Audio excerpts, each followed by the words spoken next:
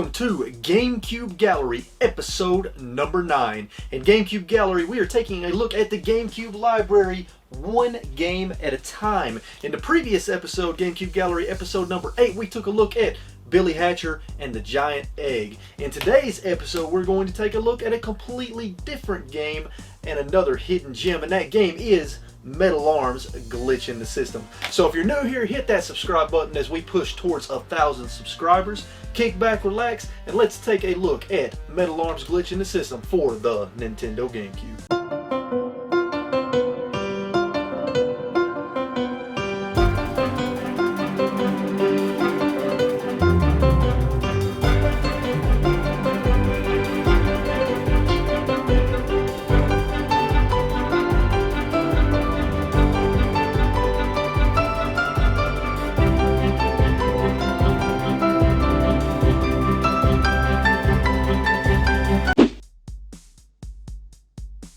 Released on November 18th, 2003 on the GameCube, PS2, and Xbox, Metal Arms Glitch in the System is a third-person action-adventure shooter starring a robot named Glitch as he teams up with his fellow droids to defeat the evil General Corrosive.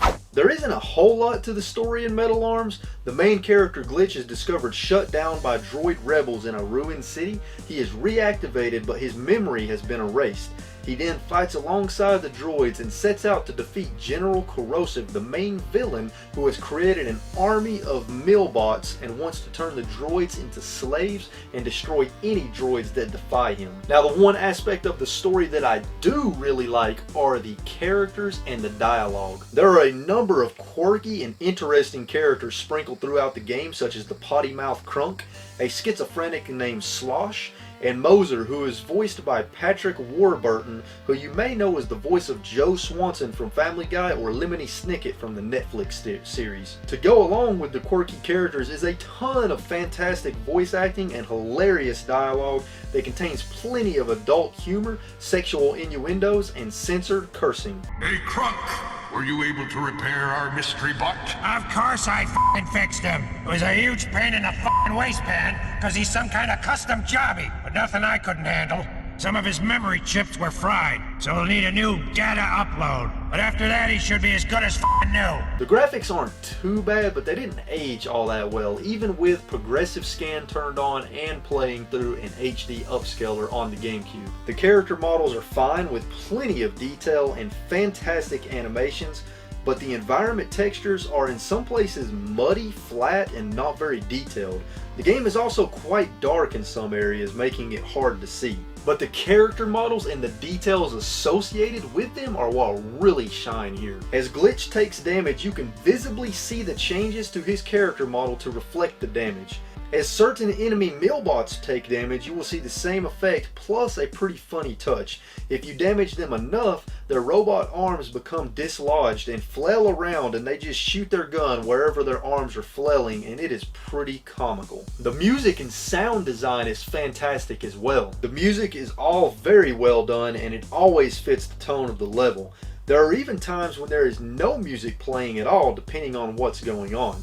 There are plenty of sounds that create a really nice atmosphere. You will hear bullets ricocheting, enemy millbots talking, and even farting, and plenty of background sounds that create a nice ambiance. The game consists of 42 linear levels, with 5 of them being massive boss fights. The goal of most levels is simply to make it to the end, but some have additional objectives like keeping your fellow bots alive or destroying things. There is a nice variety in the levels, with some levels having large open areas, some indoors in tight corridors, some levels where you drive vehicles, and even some levels where you play other characters other than Glitch. This really helps to keep things fresh with plenty of gameplay variety. The levels have plenty of enemy variety and obstacles, lots of platforming, and each stage is packed with secrets to find and hidden weapons, upgrades, and washers, which is the currency in the game.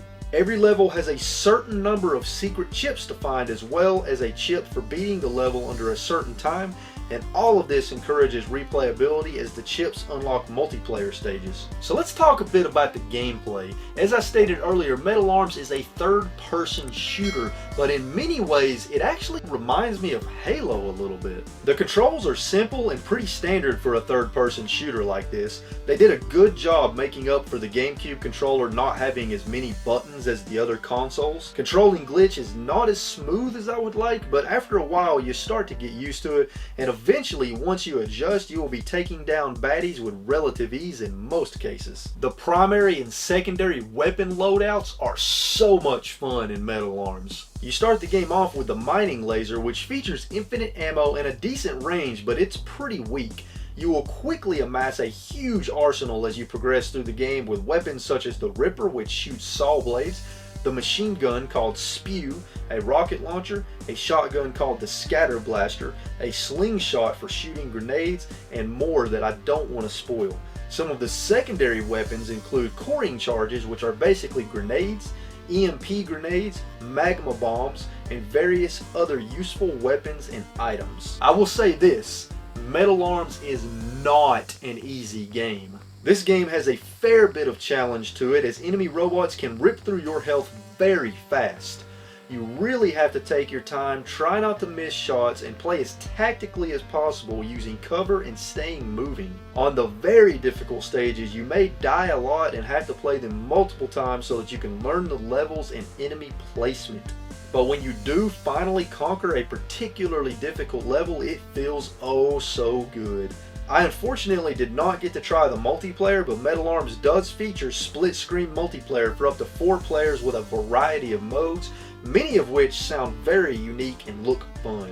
All in all, Metal Arms Glitch in the System is a fantastic, fun, quirky, and unique third-person shooter full of character that I consider to be a hidden gem for the GameCube, Xbox, and PlayStation 2. Metal Arms Glitch in the System was published by Sierra Entertainment and developed by Swingin' Ape Studios. Sierra Entertainment was a huge video game publisher founded in 1979 until ultimately being merged with Activision's Blizzard in 2008.